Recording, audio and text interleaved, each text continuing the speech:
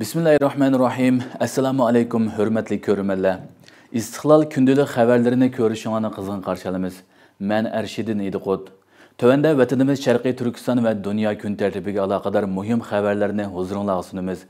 Qani diqqətinizlər ekranımızda bolsun. İrqi qırğınçılıq bilan bağlanğan soda davamlıq kengəyməkdə. Şərqi Türkistanda Xitayning Uyg'urlar va boshqa Türkiya xalqlariga qaratgan irqiy qirg'inchilik jinoyati davomlashayotgan bir vaziyatda qon bilan bo'yalgan majburiy emgak mahsulotlari asosidagi tashqi savdo import eksporti davomli oshgan.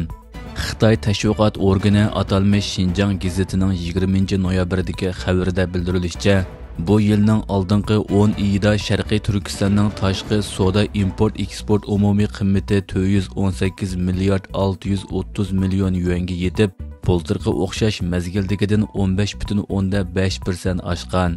İşiş sürəti Xitayning umumiy ishish sürətidən 11,9% point yuqori bo'lgan.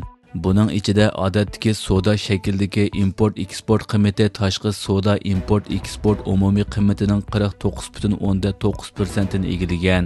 Puhraviy korxonalarning umumiy eksport qiymati 389 milliard 490 million yuan bo'lib, umumiy qiymatining 93% ni egallagan.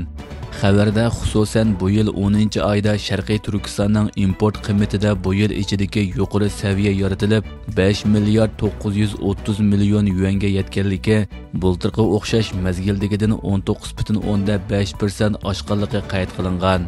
Xitoyning bu qonliq savdolarida atalmish bir balvoq bir yil savdo planiga qo'shilgan davlatlar asosli qismini tashkil qilgan bo'lib, import eksport qiymati 365 milliard 640 million yuanga yetib, bultirga o'xshash mazgildagidan 9,2% oshgan.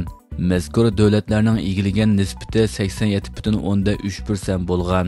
Mutaxassislar Xitoyning yaqinqi yillarda Sharqiy Turkistonda irqiy qirg'inchilik yurgizish bilan birga iqtisodiy jihatdan taraqqiy qildirib, zo'r manfaatga erishish strategiyasi yurgizayotganligini ta'kidlab kelmoqda.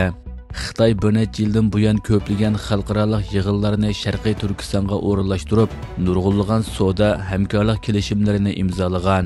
Buningga mos holda Xitoy shirkatlarini Sharqiy Turkistonga jalb qilib, temir yo'l, tosh yo'l va havo transport liniyalarini, chegara eg'izlarini jiddiy kengaytirish harakatlarimi Xitoyning irqiy qirg'inchilik ko'langisi ostidagi savdo faoliyatlarini zo'raytirishni sharoit bilan ta'minlamoqda.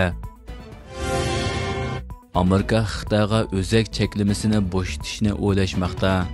Amerika bilan Xitoyning o'rtasidagi eng muhim masalalardan biri bo'lgan o'zak eksportida Trump hukumatining Xitoyga qarata cheklamani bo'shatishni o'ylashayotganligi ilgari surildi.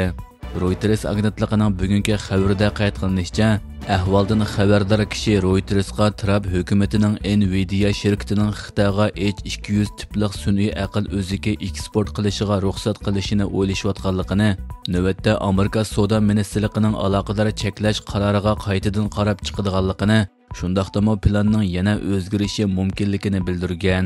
Aqsaray va Amerika savdo ministrligi bu vaqtda hozircha ifoda bildirmagan.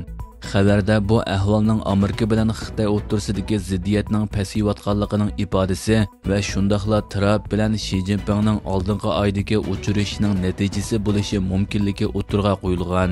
Xitoyning ilg'or o'zaklar orqali harbiy kuchini zo'raytirishi mumkinligi haqidagi andishalar davomlashayotgan bir orqa ko'rinishda, Amerika hukumati Nvidia shirkatining Xitoyga ilg'or sun'iy aql o'zaklari eksport qilishini keskin cheklagan bo'lib, shirkatning Xitoy uchun bir qadar tuvan darajadagi o'zaklarni ishlab chiqarganligi, Xitoyning yanada turli vositalar bilan ilg'or o'zaklarga erishayotganligi haqidagi xabarlar izchil tarqalib turmoqda. Trumpning Ukraina tinchlik planining tafsiloti oshkorlandi. Fransiya axborot agentligining qo'lga tushirgan Trumpning 28 moddalik Ukraina Rossiya urushini oxirlashtirish tinchlik planining dastlabki loyihasiga qaraganda, Amerikaning Rossiya Ukraina urushini oxirlashtirish taklifi Ukrainaning NATOga a'zo bo'lishini o'z ichiga olmaydi ekan. Shundaqla Yevropa qo'g'dash maqsadida kurashchi aeroplanlarni Polshaga o'rinlashtirdi ekan.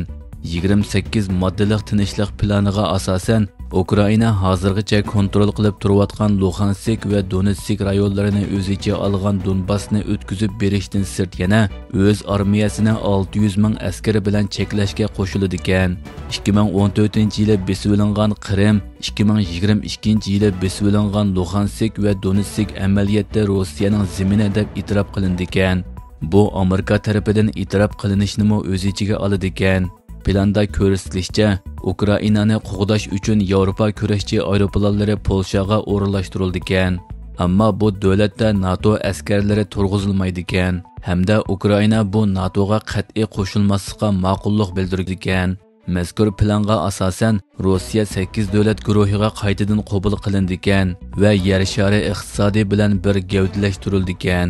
2022-yili martdan beri Rossiya qismlari egilib olgan Ukrainaning Zaporizhye yadro elektr stansiyasi xalqaro atom energiyasi agentligi tarafidan nazorat qilindi ekan va ishlab chiqariladigan tok Rossiya bilan Ukraina o'rtasida bo'lishildi ekan. Ukraina prezidenti Zelenskiy tunugun bu planni rad qilib, o'zining Ukrainaga bergan qasamiga osiylik qilmaydiganligini, tinchlik plani haqida boshqa loyiha o'ttirga qo'ydiganligini bildirgan. Hurmatli ko'ruvchilar, bugungi xabarimiz mushu yerda oyoqlashdi. Ko'rganingizga rahmat. Atigi programmada ko'rishguncha omon bo'lgaysizlar. Allohga omonat.